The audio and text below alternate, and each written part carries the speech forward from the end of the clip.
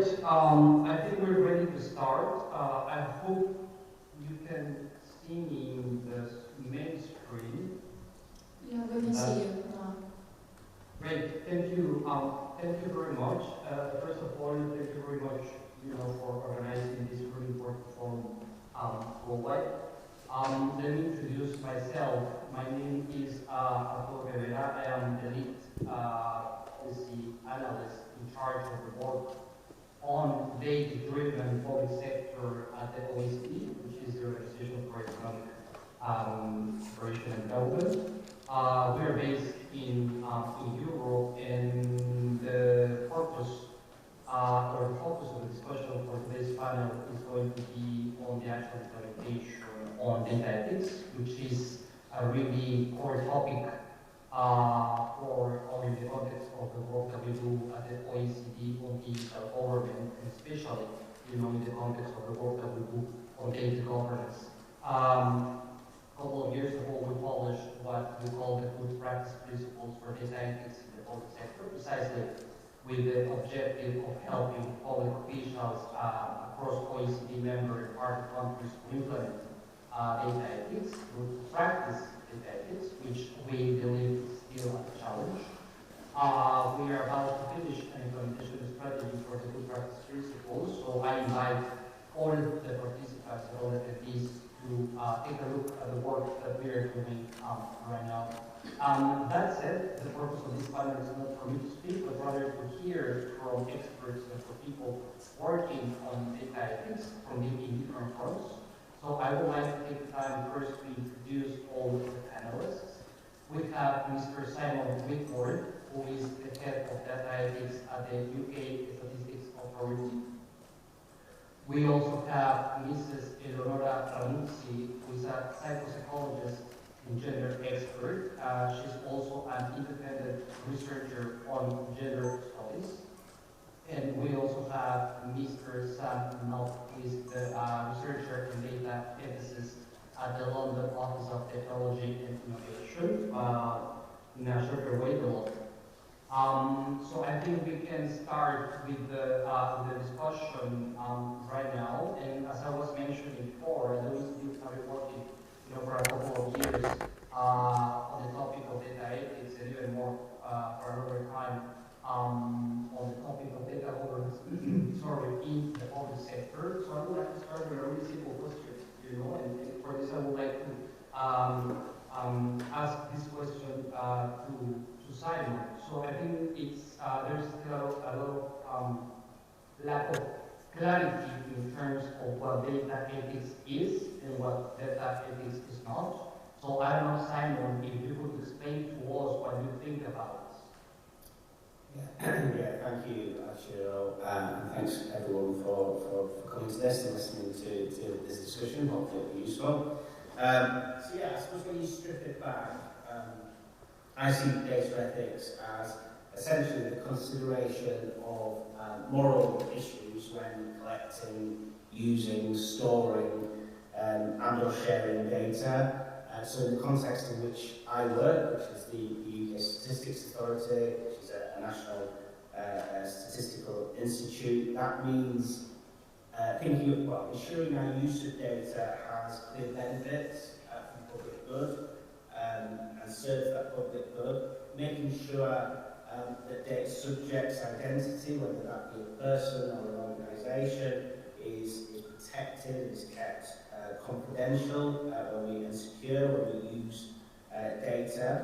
I suppose it means fully considering the risks and limits of new technologies, when we want to use new technologies, ensuring that there's sufficient human oversight over those new technologies to ensure that they meet appropriate ethical standards and that new technologies are only used for the purposes that they've been developed for, ensuring that we operate within the legal framework in which we exist, so that we're actually legal in how we use data. And then things like, I suppose, considering the views of the public in light of the data used and the benefits and risks of using that data, and being transparent about how we use the data, so ensuring that when we access and use data, we're transparent about that, the public can see what data we use, how we use it, what outputs we produce. So I think that's what we consider to be data ethics in our context. However, I would say that that's the easy part. So developing those data ethics principles is the easy part. The challenge is embedding them across an organisation and across an analytical community that often are in a rush to use data to produce statistics. And I think that's where we as data ethicists have work to do in terms of embedding those high-level principles and frameworks, because if you don't embed them, they won't have impact, they won't impact on real-life research. Thank you very much, Simon, for your answer. I think your last point is quite important, and that's why we're organizing this panel, because that's a big challenge. From the principle of national implementation of data ethics. It's interesting because you have a view, at a central level. I don't know, Sam, if you have any specific comments or thoughts about the point of view that Simon just shared with the audience, especially given the fact that you work on local governments. So I don't know, do you agree with this? Do you not? Does it differ, the perspective of Simon from the perspective that you have at the LOTI? Yeah, thanks, Ezra, and thanks very much for having me today. So, for ourselves, the London Office of Technology Innovation, we're an innovation unit, and we sit across local government in London. Luckily, everything Simon said really resonates with exactly how we interpret data ethics. So, maybe I'll just add a couple of comments to what Simon says, but really, we're in full agreement in terms of the importance of integrating into practice some of these sort of moral principles, and that being sort of the stage where we're at. I think we really try and stress with our members of local government that ethics isn't an opponent to innovation, but actually it unlocks innovation. If you think about how you're using data and try and use it in a better way, a more responsible way, that actually, drives, for example, public trust, and then that enables you as an organisation to then do more with your data. I think the other thing we're very keen in practice with our members, with the councils in London, is to ensure that ethics doesn't get relegated to being a sort of tick box bureaucratic exercise. So although we want to use it to unlock innovation, we still think these are big sort of moral questions sometimes that we're contending with.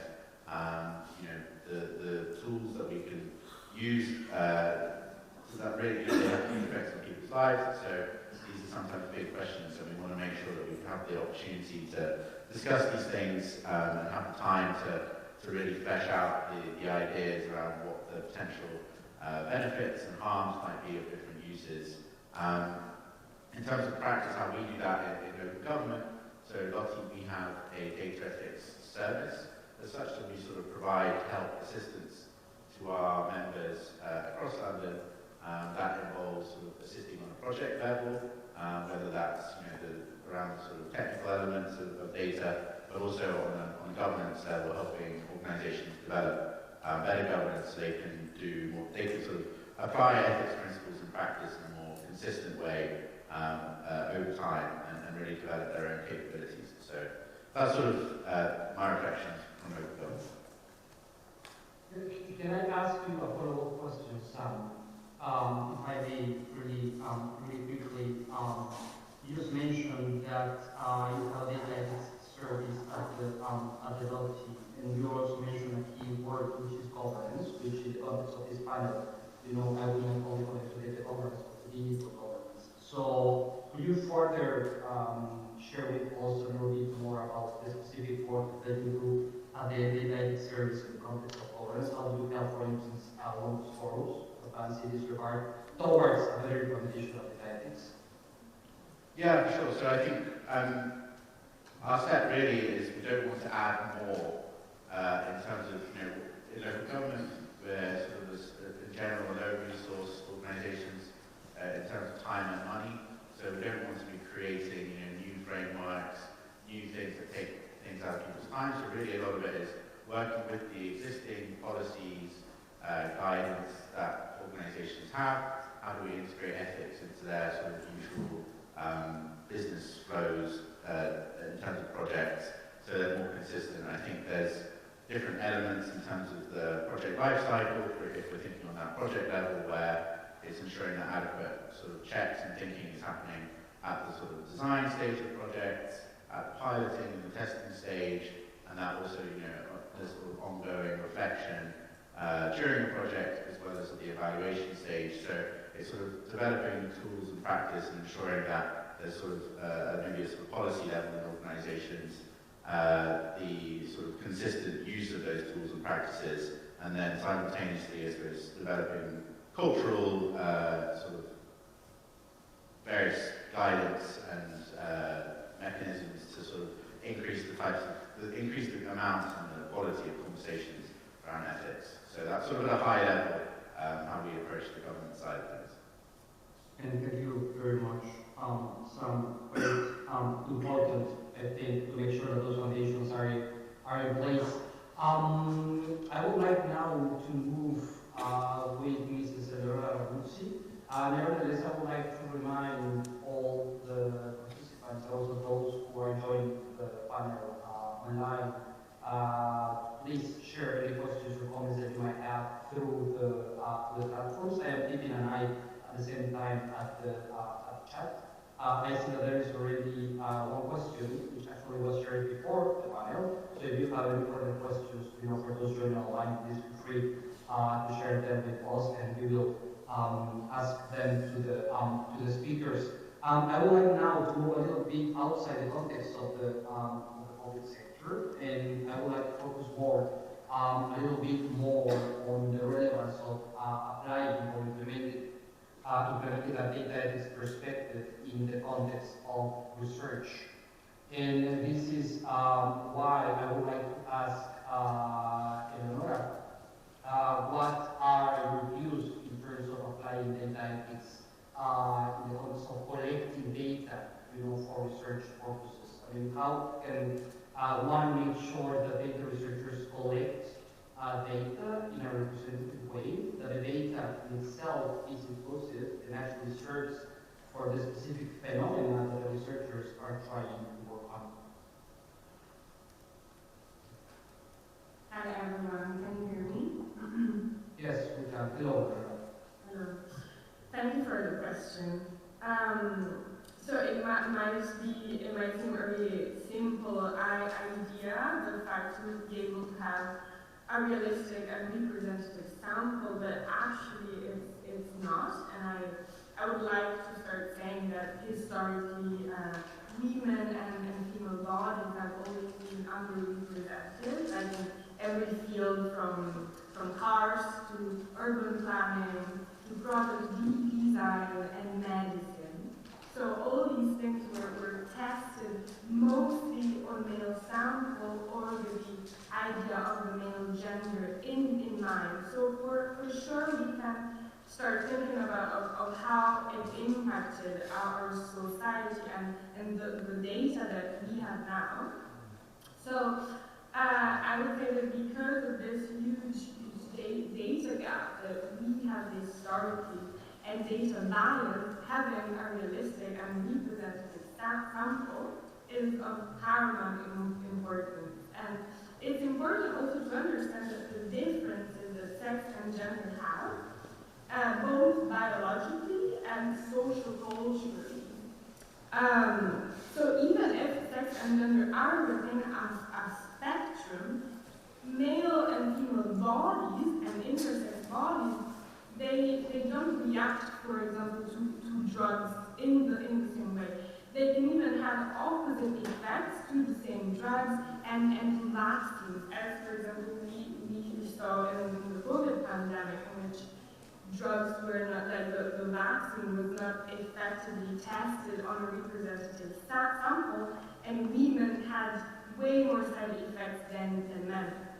So it's very important that we include people from different sexes and genders and pregnant people and people that are undergoing hormonal treatment within our sample. And it's important to understand that even I see it a lot in psychology with psychotropic drugs or in health in general, that the same condition, it doesn't manifest itself in the same way, you know, in female bodies and male bodies. If you think about heart attack or autism, so then it becomes really hard for doctors to diagnose women or people with a female body because they simply don't know how to diagnose them, and they simply don't know what is the difference in between a male body and a female body, and what is the difference in the manifestation of an illness or a neurodivergence, for example. And as you can imagine, this is really, really dangerous and detrimental for the health, for the physical and mental health of the people. And for example, just to give you an example, but there are many more. The people that have a female body are 47% more likely to be severely injured in a car crash. Just because the car was not built having the female body in mind. And I think that when we do research, it's really important to have sex disaggregated data and open data so that we can control for sex and gender and understand how they were represented in the sample. Apart from this, the other challenge that I find in research is to make sure that the language of the question or of the test is gender inclusive and gender neutral, and also how you phrase things can have a super strong impact on the results of your research. Because also the same concepts are not interpreted in the same way, depending on sex and gender too. For example, safety and security, it's a gender issue in society, or stress or pain.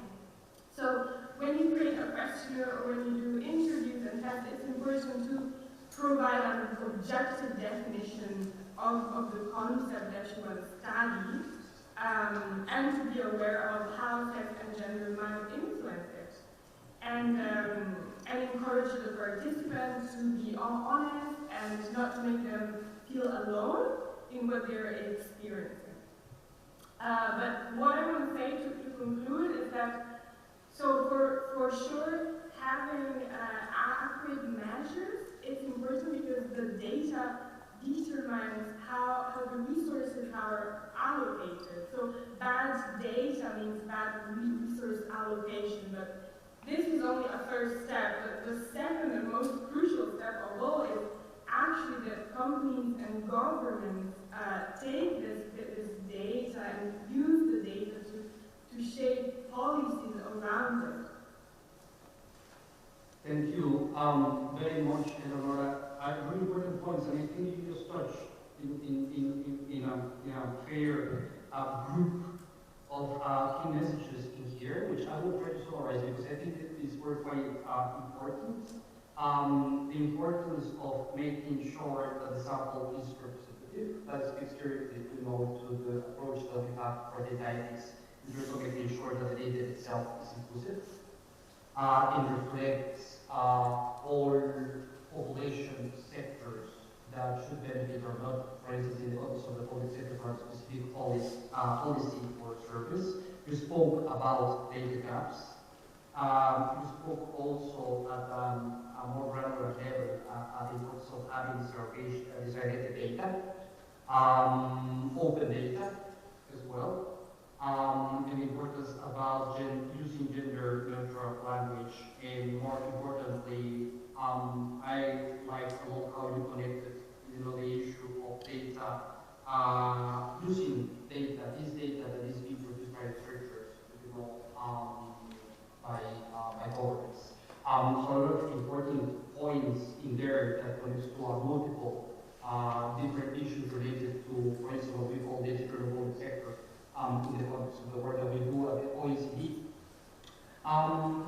I would like to hear maybe the thoughts of Sam about the points that Eleonora just raised. I don't know if that would be possible. After that, I would like to also share with the panelists the question that we have in the chat. So before going into that, and maybe a follow-up question for you, Sam, what do you think about the points that Eleonora just raised? Yeah, I think that's right.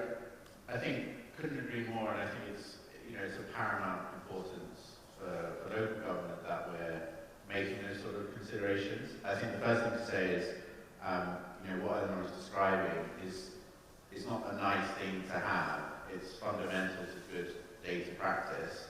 If you can do those things better, you're going to get better outputs from your data models. You're going to be able to make better decisions that you do and what you want and produce more public value as such. So, this is really fundamental to doing data better, is thinking about these things. Local government as an example of that sort of thinking, in London, where the fourth highest amount of people born abroad of any city in the world. It's a very international city. In terms of data collection, that might, one of the common things that we're going to try and do is we want to prioritize, as a sort of low resource organisation, we want to prioritize people potentially who might have more urgent needs. But if you're let's say you're a refugee and you've arrived in London recently, you might not be able to communicate very well with the council, which means you might not be able to flag very well through sort of phone centres to say that you have particular needs, which might mean the data collection process would indicate that your needs are not as high, say, as someone who really understands how to engage well with the council, how to flag their problems. So although you might be able to, the council might be able to say, oh, we've quite accurately, in our view, collected this information. The reality is, there's a whole population there who historically, due to sort of historical material conditions, potentially, have not been able to be had their problems represented in the data. And so it's really important we go through these sort of data auditing processes. There are lots of different ways that maybe biases can play out, but we need to have sort of effective data auditing processes in place that we can sort of reflect on and identify where there are potential flaws, weaknesses in the data to prevent us, that might prevent us from sort of developing better, fairer sort of public outcomes. I think that unfortunately, there's sort of in practice, these things are easier said than done.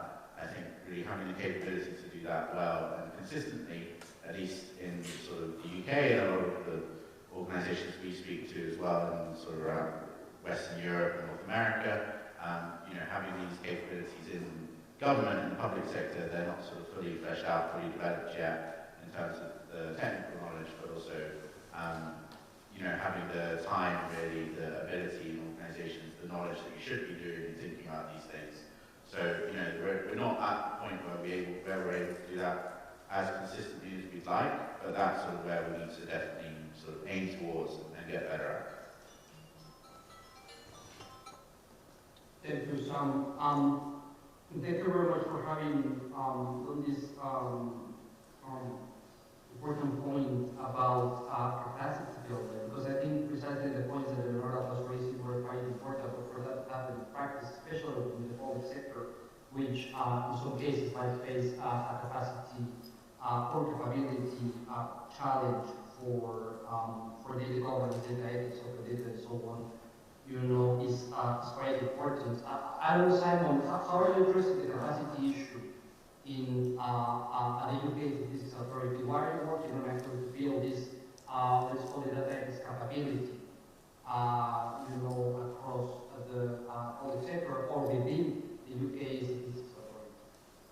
Yeah, so thank you. So within the UK Statistics Authority, we've established a Centre for Applied Data Ethics, which I have the pleasure of leading, and that word applied is really important because the focus of the centre is to provide support to analysts to enable them to apply the ethical principles that I spoke about previously. So we've developed an ethics self-assessment tool that essentially breaks down the high-level ethical principles. I think sometimes ethical principles are quite high-level and abstract, and analysts need support in terms of what those principles, those high-level principles, actually mean for their real-life research. So what we try to do with self-assessment is break down those high-level principles into easily digestible individual components, which enables analysts to quickly assess their projects against the different aspects of the ethical principles, and really enables them to adopt an ethics by design process throughout the research process, so they can think about things, the ethics on an early stage and then throughout the subsequent research process. And I think the other thing that we offer is we don't just leave analysts to do this alone. I think if data ethics is going to be successfully embedded, analysts need support, whether that be across an organisation or across the analytical community.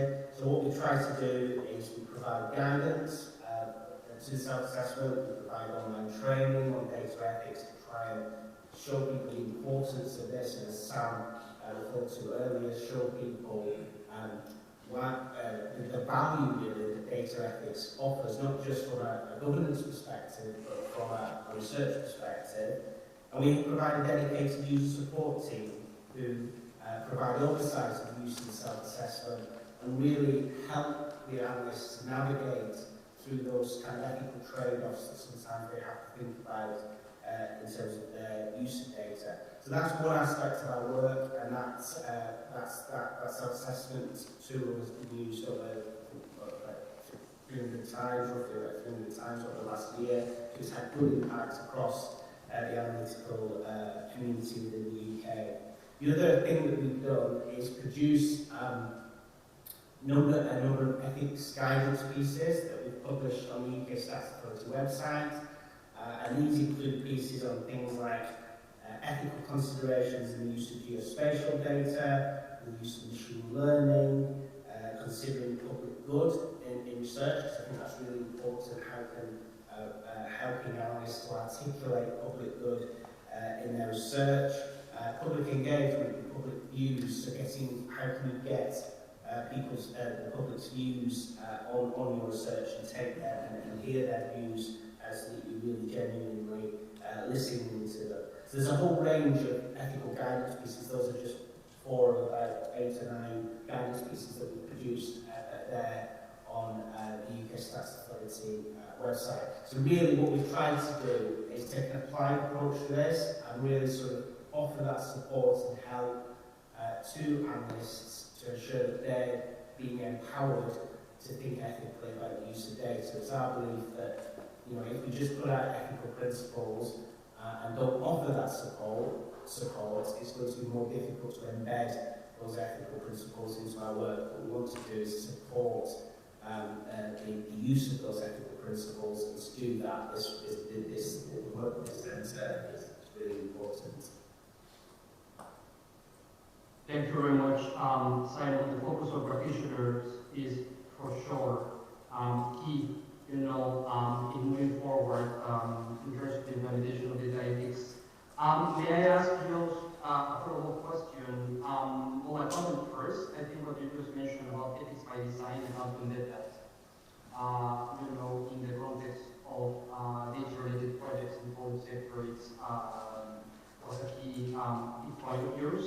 Could you just provide maybe sharing a little bit more information about the types of training that you implement in the context of your work?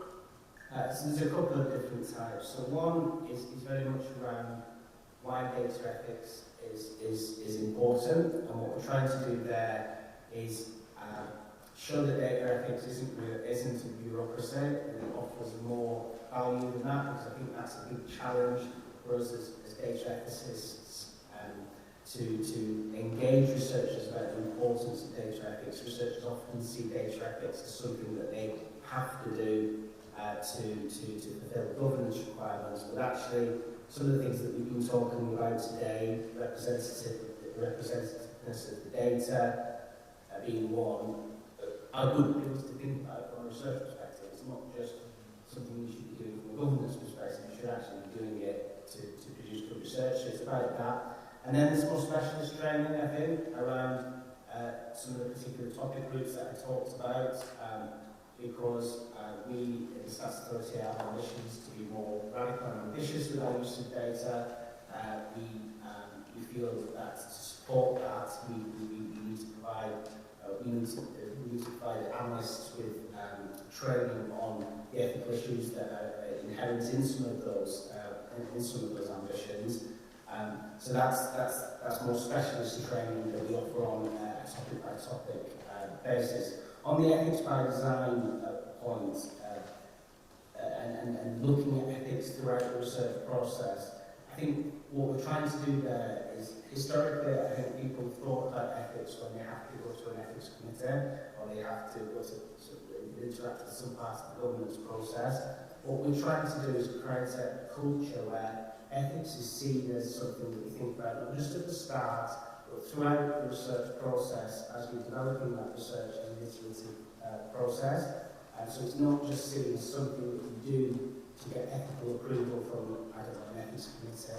It's seen as an ongoing process throughout the research development, and we, through the user support we offer, we can sort of sit down with researchers and offer checkpoints where, as the research has been developed, they can think about the ethical issues that exist as the research has developed. So it's getting away from that view of ethics as you just get ethics, you just think about ethics to get ethical approval from somebody or historically an ethics committee, so a more sort of iterative process throughout the research, the development of the research. Thank you very much, Simon.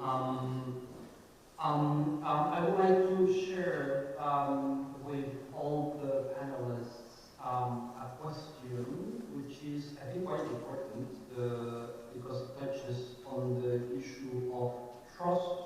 This comes from the chat, and the question is, which relationship is there in these contents? I guess it's speaking of data ethics, with trust and trustworthiness. I think that touches on different levels, so I don't know if anyone would like to take this specific question. Again, the question is, which relationship is there in this context, data ethics, with trust and trustworthiness? I don't know who would like to take this question. Well, I mean, I can talk a bit from my perspective as to what I see about the relationship between data ethics and trust. I mean, I think for a National Statistical Institute, we almost get our social license to operate from being trusted by the public to use data for statistical purposes and for our statistics to be, of sufficient standards to be trusted. So it's really, that trust and that social acceptability is really important to us, and I think I see data ethics as a key enabler of that. But I think, just to go back to something I said before, which is really important in this context, that to me it's not enough just to say, to get that trust from the public and from other stakeholders, it's not enough just to say we do data ethics. What we need to do is really show that we do data ethics, that we don't just talk the talk, we walk the walk.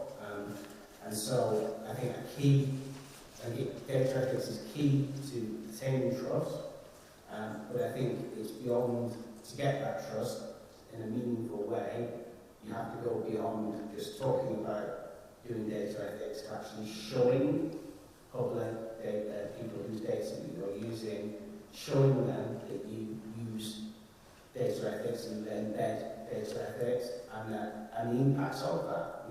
What's changed as a consequence of a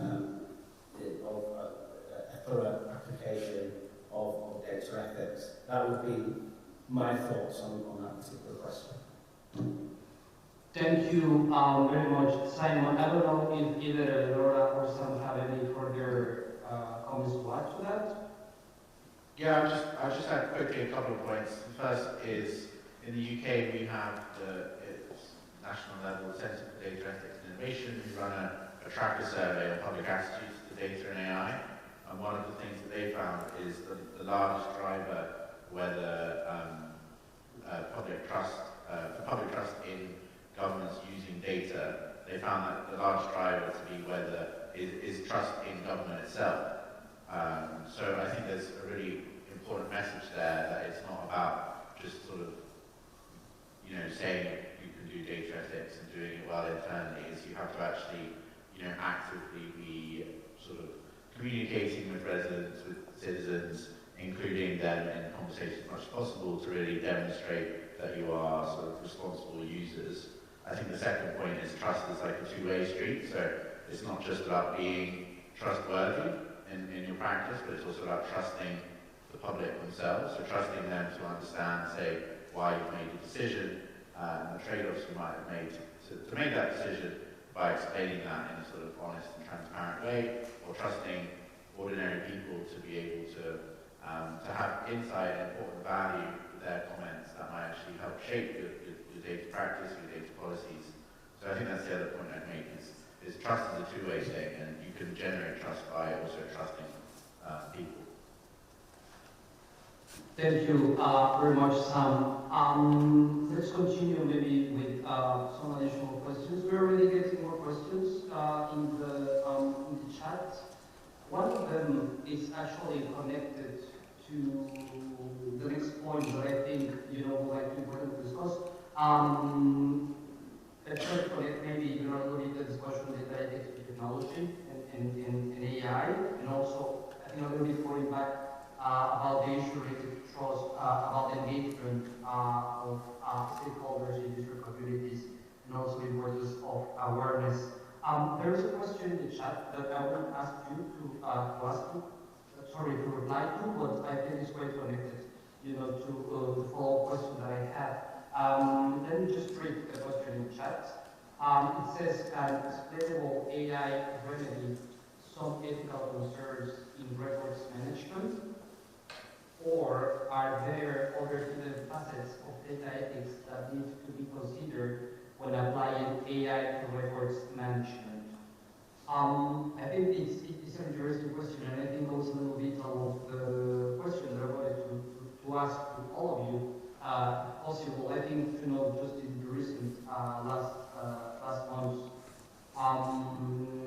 maybe, the past years, AI, has been given a lot of attention, understandably, especially in the context of the public sector, and now, for instance, with the arrival of ChatGPT, that attention has grown quite considerably. So I don't know if all of you could share your thoughts on how data ethics can be more connected to the development and application of AI systems and tools in the context of the public sector or outside the public sector as well. Let's start the other way this time. So maybe Eleonora, you can start with this question. Yes. So I would go back again to the idea of the data gaps and gender bias that we have all over the big data in general online. And I think that once we acknowledge the fact that the big data is corrupt because it's not representative of the whole population, so the truths that you get are just half truths, they're not true for the whole population, then you realize that all AI tools have a gender bias because of the data that they're based on. So, and it's not only about over-representing men and under-representing any other sex and gender, but it's also filled, the data that we have online is also filled with cultural scripts and gender stereotypes. And research has shown that AI can even amplify this bias that is already there. Of course, AI programs that are created make huge statistical associations in between words, phrases, and images that are present online. So, for example, online the word woman is very strongly associated with the word family, and the word man is very strongly associated with the word career. So obviously the AI is going to pick up on that association, and it's going to create resources that reflect this bias. I think that we can see it really clearly a couple of years ago when Amazon was developing and developed this AI tool to help them going through all the jobs applications that they would get. And the algorithm was based on the previous 10 years of the Amazon company, of the hiring process. And the algorithm ended up presenting them only with male applicants. And honestly, this is not to say that it was the intention of the programmers to create a biased system, because the bias is in the data itself, and a lot of times you're blind to this bias, but it comes out in the data really strongly afterwards. And that's why it's important to have an inclusive team and not only have men in research. And studies even show that this discrepancy that we find online of gender roles and stereotypes, of course, affects our own view that we have on gender and roles and in society. Even myself, when I think about a surgeon, I think about a man, when I think about a secretary, I think about a woman. And this, I think, can really limit our views and the possibilities that we have in our lives. Thank you very much, Eleonora, for having shared those thoughts with us, especially to connect the discussion also to the gender discussion, which is quite important right now. I don't know, Sam or Simon, if you could also share your views about the connection of data ethics with the development and application of AI systems. Yeah, I can share quickly. I think, it's something we very much think about in LOTI in terms of the application of AI. Today we're actually launching work on thinking about how we use generative AI as sort of responsible users rather than developers of that. I think there have been some important trends around sort of how we make transparency, so sharing information about what algorithms we're using and some details about them, both at sort of a high level, but also at some sort of level, some technical level. Things around explainable AI, so making sure that the actual information we share makes sense to people at different levels of sort of data literacy, for example. But I think one of the things I stress is that transparency isn't enough on its own, so that's an important step. You can have that accountability, transparency sort of enable, if we're thinking really sort of foundational moral principle. But you still need to have the actual sort of teeth behind those decisions. You need to actually be able to follow up the sharing and openness with actual practice at the next stage. So in local government, that manifests, for example, a lot around in procurement. A lot of the algorithmic systems, the AI systems that we use in local government are procured from external sources. So as well as our duty to share information about those things, we also actually have to develop good practice for how we use those things. So that might be having conversations with the suppliers around what's the appropriate amount of data or types of data that we should be sharing with them to their systems to be able to perform. How do we know that their systems are performing is another question. Can they share with us the sort of quality of their models? It might be around, for example, in smart cities, how we collect data, the technology we use to collect data. Does it have the ability, say, to do live facial recognition technology? And if so, is that something we want to completely avoid? That's a question that we've been discussing in London. So, the transparency is a really important element of it, and the things like algorithmic transparency and explainable AI and communication, these are really important things, but we have to follow them up with action as well. So that would be my thoughts. Thank you, Sam. Simon, do you have anything to add? Yeah, just one thing to add there. I agree the Sam's call was rapid.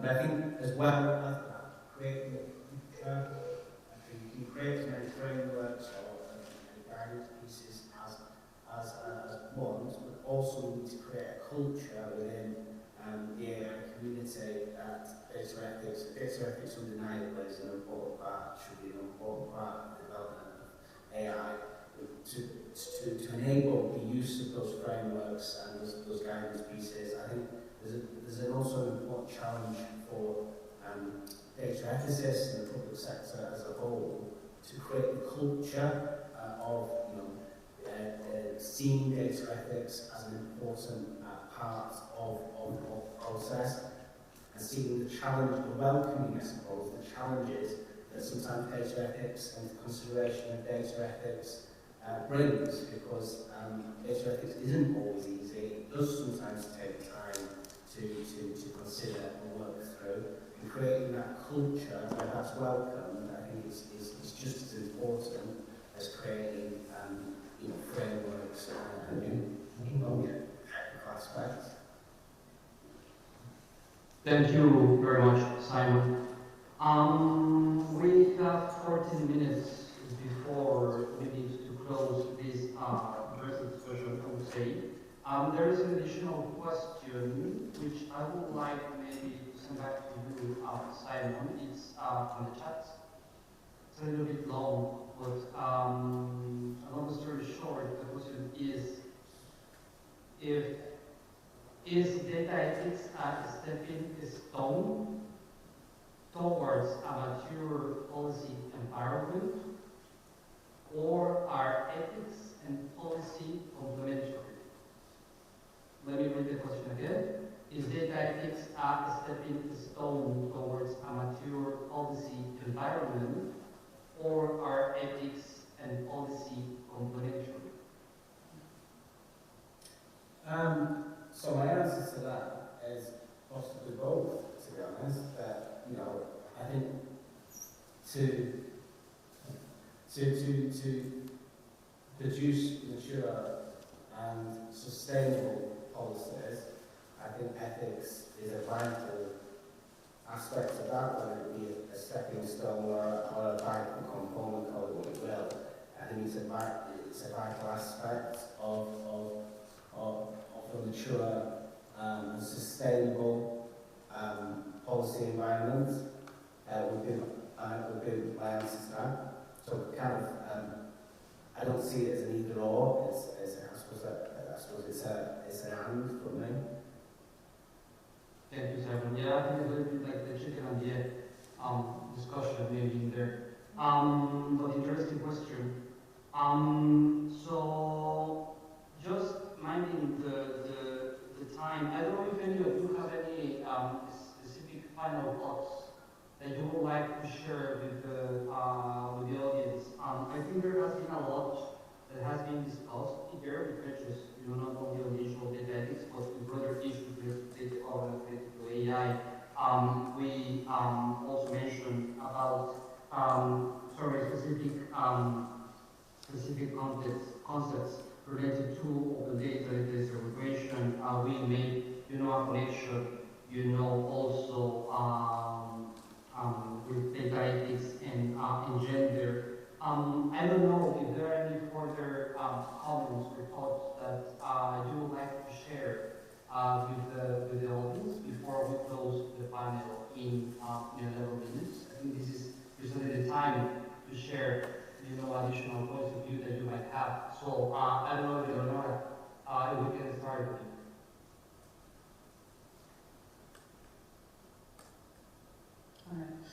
So I really agree completely to what Simon has said about creating a culture around data ethics, and I would even say not only within the research or policy making environment or job environment, but within society as a whole. So that's a bigger challenge. And I think, yeah, just the main idea that we can take home from this panel is diversity, inclusion, and equality in each stage of research and each stage of the creation of policies, because we don't all have the same eye, the same perspective in life, and we need the representation of everyone to try to get to a society that is a bit more equal. Thank you very much for those comments. Sam, do you have any additional points that you would like to share with the audience? Yeah, I think just building off that last point is the importance, especially as public sector, we're stewards of the public in some ways, and we should really consider data ethics not just at the level of the projects we do and our own governance and engaging people in the things we do, but really about thinking about sort of data equity and how do we build sort of fairer societies that where more people are engaged in and able to shape data practices, so we have more by default a greater range of different diverse data practices and different diverse people engaging in data.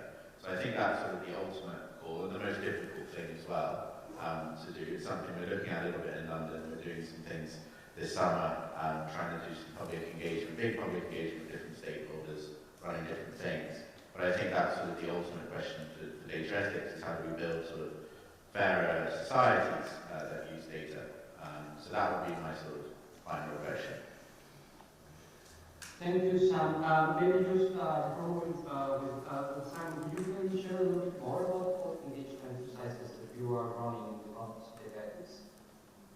Yeah, I'd love to. So we're running an event called London Data Week this summer in July, and the idea is we really want to sort of, the tagline is data for the public, in the public, and we want to make sure we do have conversations around data in the public rather than in sort of expensive to attend conferences where it's sort of the same leaders of big tech companies who are speaking. We want ordinary people to feel empowered to have conversations.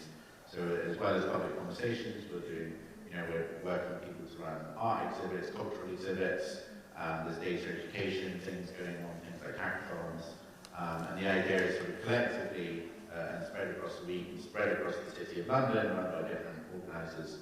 We can both learn from people, we can engage people and create, improve that sort of data, set the foundations for improving sort of data equity. But also, we can actually improve our own practice in terms of engaging people around data. And ultimately, we want to really establish like a vision for what London data innovation in London looks like, what we want it to look like, and do that sort of with Londoners. Thank you very much, Sam. Simon, we close with you. Thank you, I'm honoured. So I think, just taking us back to, I suppose, where we started with regards to embedding data ethics in practice, for me, reflecting on UK Authority's data ethics journeys, there's a couple of important lessons that I think is probably useful to share. Firstly, to create the culture that data ethics should be taken seriously, and should be, consideration of data ethics should be welcomed within an organisation. I think the support of senior leaders for data ethics and the role it plays is really important in terms of driving that culture of taking data ethics seriously. So I think that's the first thing you need.